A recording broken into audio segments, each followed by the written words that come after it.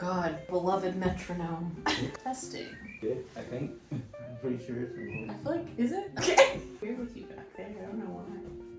well, I usually record there, so I can figure Alright, do you need me to sit back there? Because I feel like wherever you're gonna be, I need to match wherever I you can be here. That's just my go-to. I don't know why, but I mean, yeah, just get going, I guess. Well, welcome back, everybody. The title with Josh. I'm your host, Josh McIntosh, and now with my new co-host. I'm co-host. I'm Bree. And I just wanted to get you guys more introduced with her. We haven't got to change the sign yet, but we'll get that in there. We'll add her into that side, and we'll get going. Hey, you want to tell them a little bit about yourself? Oh gosh. Oh yeah, that's what we're here for. That's true. I thought you'd have more in-depth questions for me. Hi, my name's Bree. I'm not gonna stare at the camera because I can't do that, so I'm just gonna talk to you. Let's see, oh gosh, I've been creating for quite a long time, probably about 16 years. I'm a born and raised citizen of Evansville. Love that. Thanks. Oh, I'm sorry, I'm gonna sidetrack for a second. Did you learn that we are like one of the rudest cities in the Midwest? I did not know that, but yeah, makes sense. There's a whole study that was done about it. Like, it was all over the news and everything. Evansville is really known for like bad stuff. Like I think it has a lot to do with the stoplights. Stoplights and the construction. Mm-hmm. But yeah, I've lived in Evansville my whole life. This is the first time I've actually officially met Josh. But I am a visual artist, definitely an emotional artist for sure. Mm-hmm. I like to incorporate themes like humanitarianism.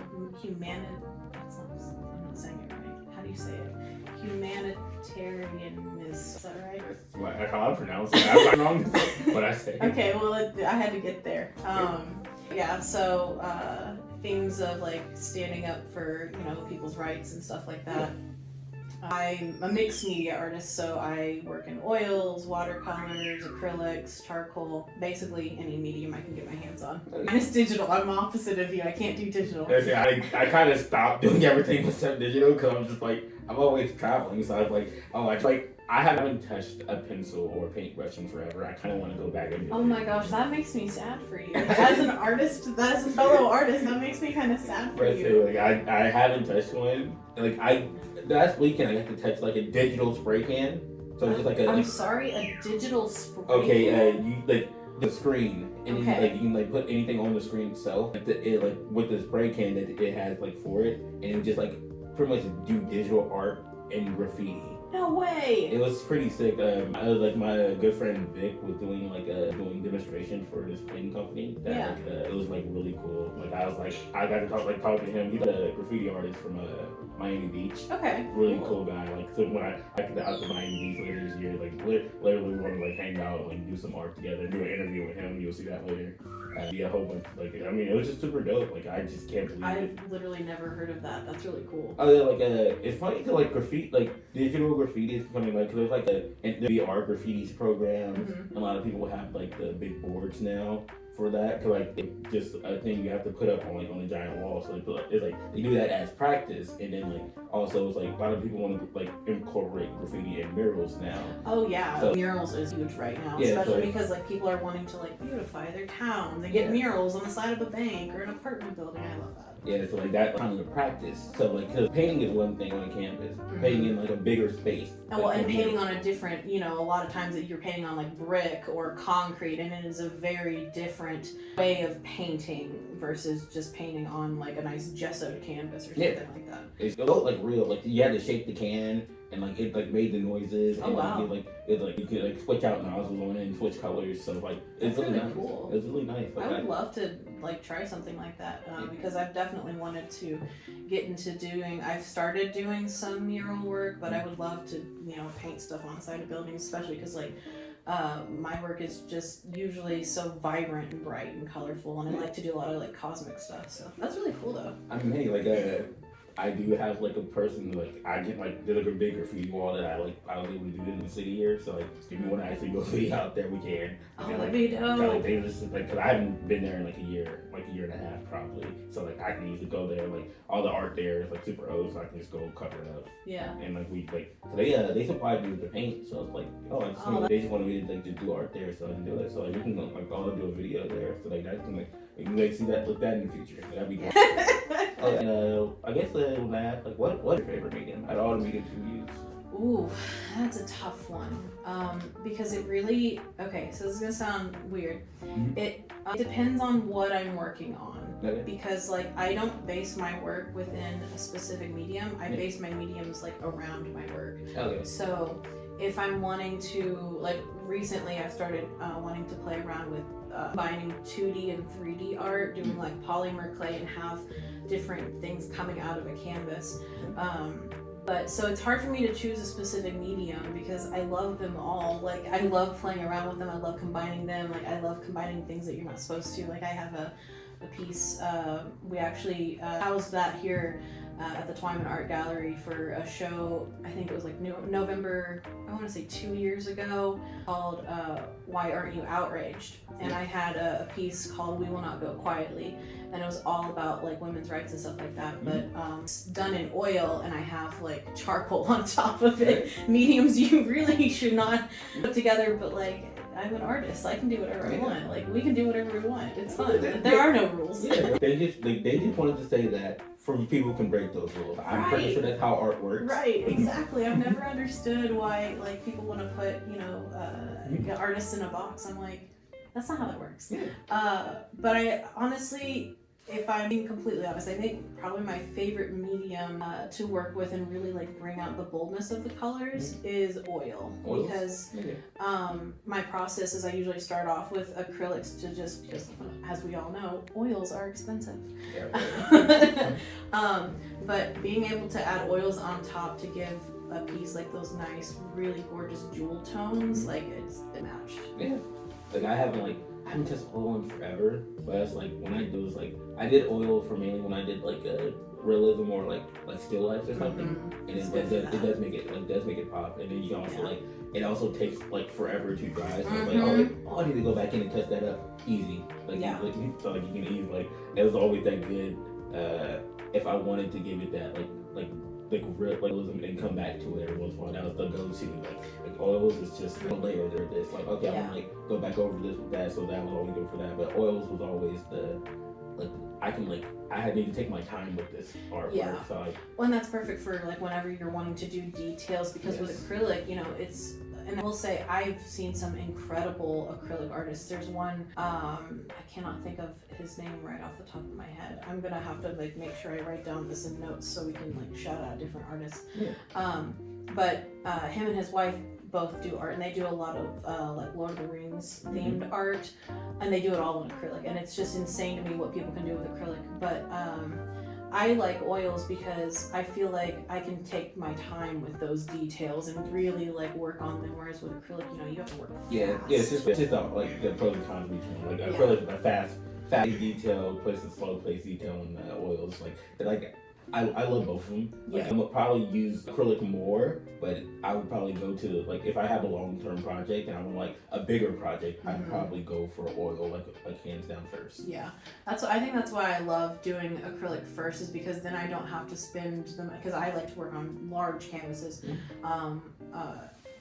and trying to use that amount of oil can get pretty pricey, but being able to start off with acrylics and really quickly get your idea in there and get it on the canvas or on paper, whatever it is you're working on, and then being able to go back and really take those time with the oils on the details and stuff like that's my favorite thing. Forget where you went. Yes, 100% I did. I saw it on your face because you told me earlier, you're like, sometimes when I'm interviewing, I forget that I'm interviewing because we get so into the topic. I'm just listening to the stories. I hear about art and I'm just locked in. I'm like, all right. I guess I wanted to know what do you want out of the show? The show it's about us and about art. So what do you want to do with the show? Well, I think more than anything, I really just want to grow the creative community. I think that, we talked about it a little bit earlier when I was like, why are we not recording this? I want to really grow the artistic community and also just bring awareness to the importance of art, because I feel like, especially, in recent years, again, you see the mentality of people starting to shift the more that they accept that art is an actual job. Yeah. But being able to expose more people to art and make them understand like the time, the dedication, the work that goes into it. Really, I didn't have any massive plans. I was just like, Billy's like, hey, want you to be on a podcast and we're going to talk about art. And I was like, okay, cool. I'm for that. When I was growing up, I knew I was going to be doing something like really, really important.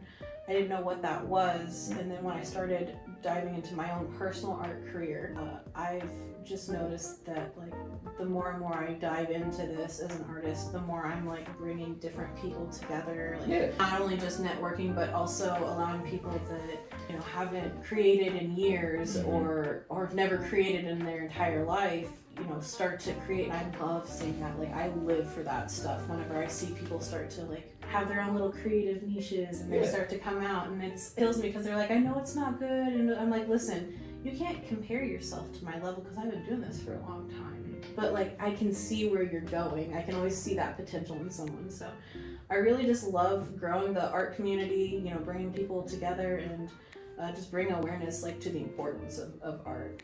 Yeah. Well, I was always like good at art, but I didn't see it as a job pretty much. No, because you're not raised to see. You're raised to get like a practical job. Yeah, like I was 6. I was like, oh, I want to be a comic book illustrator. I made a comic book when I was 6. The story, one of the main like fantasy stories I'm working on now is what that was based on that. But I made that, and I was just like, oh, I don't even know how to become a comic book illustrator, or I was, where do I even start? So I was just like, you know what, I'm just gonna just go to school and figure out something else, I guess. So I went to school to wrestle at first, and then I broke both my hands. Then I lost that scholarship, so then I just applied for Art Institute of Indianapolis. They didn't have any the career. I was like, oh yeah, well maybe I can be an animator, and I just like that one was just not available that year, so they had me I had 10 seconds and I was on the scroll wheel. Different okay, figure out the rest of your life in 10 seconds. So I just got the scroll wheel, I spun it and stopped it, and it landed on architecture and interior design, and I chose that one, and I decided to go to school for that. I don't understand why they made you do it in 10 seconds. Well, I was doing the school tour, and I don't know how it ended up, but it was like, oh yeah, we'll sign up for school for you right now. It's like, I didn't even choose to go here yet. Right. Cause at that point, the school year started in 3 weeks from that time period, and now the school year ended 3 days before that day happened. Tour. So I was just like, all right, I guess I'm signing up for your classes, I guess. And it's just like I became an interior design and an architecture student. I was good at it. That's interior design and architecture. Just for people to know, that career path tries to get you to fail. It tries to make you drop out of it. They let a lot of people in, and then they try to weed out the people that are not weed out people all the way down to the smaller number. I don't know why like that. I mean, it's like nursing does the same thing, and other high paying careers. But it's I was pretty good at it. I was doing all my junior classes in my freshman year, just because I was just like, well, I guess I'm here. I put up on classes, took all the advanced classes first, but then it was the school shut down. During the shutdown, I just wasn't able to finish it because there was 3 classes I had to take that were I had to take those 3 classes in a row to go to the next one, and I couldn't take those all at the same time, so they just said, I guess you just have to leave.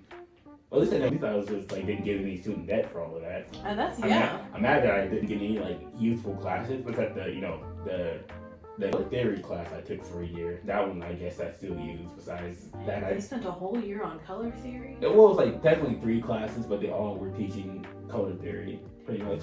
Well, it's just the only one I use now. I guess I can draw buildings in the comic books, but it's literally the only one I use for the other stuff I make. Yeah. But it was just weird. And then after I got out of there, I just decided you know what, I'm out of options. Right. But I can always go back and like comic book thing I wanted to do. When I was 6. And then I was just like, I started doing that, and then I started rewriting that story I had, and then I started making more stories, started going to more conventions, meeting other people. Now I like get paid to like do illustration and storyboarding work for people. So it's like this worked out for Like me. came full circle. Yeah. Yeah. I was like, I have no idea how like I've been like trying for the artwork, but I wasn't actually like pushing it, so it just kind of just fell into place randomly. Right. And then I just started making stuff. Like I got like 4 books out now. It's just crazy. That is, I think so many artists do that to themselves too. It's like they try to find something that they think is going to be more like practical or sustainable for them, and then we all come back to our roots. I'm really excited to be on this podcast. I'm excited to see where it takes us. I think that's one thing that you also learn in the artistic journey is sometimes you just gotta, go with whatever comes your way, because half the time you don't know, like you go to plan for like, this is what I want to do, and then it turns around and there's like, no, you're gonna do this instead. Like, here's an opportunity for you. Like, let's see where this goes, what's wrong with it. And the more you connect with more people, like, you just find these cool little niche opportunities. And it's funny because in the beginning you think like, how do I, like you said, like, how do I get here? Yeah. And then people just start to present like opportunities to you. So like, I'm excited for this opportunity.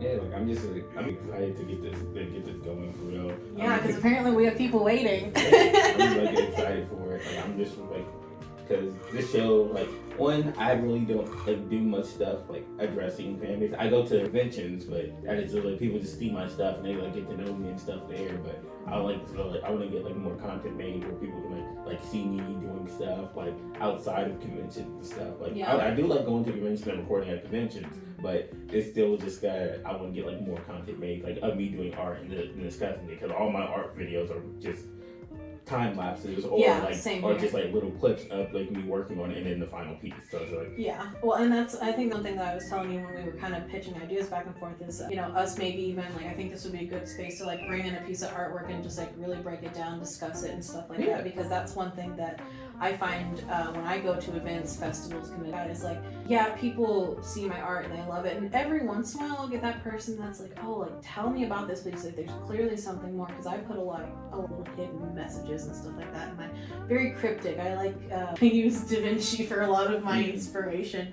but I would love to like really break down some of my artwork and like go into the deeper aspects of it, because I tell people all the time, like, when I paint, it is always with intention. And even down to like the brushstrokes that I use, the colors that I choose, like the music that I listen to when I'm in that headspace. And sometimes, depending on how heavy the piece is, like I will get to those points where I will cry or be angry or whatever I need to feel, and I just get all of that stuff out. So like, it's very important for me to be able to convey that.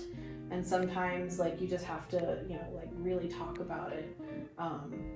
So I think that would be a really cool like idea for us to like really break down our work, tell people what it's about and all that good stuff. Yeah, I'm all for it. Like just like for a very like dramatic scenes, I have like all these different side music rooms, and then all different genres. Then I go to like all these different like hype music and like all these different genres to go back and forth. Yes, that's why I have at least 10 plus playlists, because I'm the same way. I do the same thing for like D&D. I play D&D with my friends. I run a campaign, and like I always have to have music. If I'm getting ready for a campaign, I'm doing my notes and everything.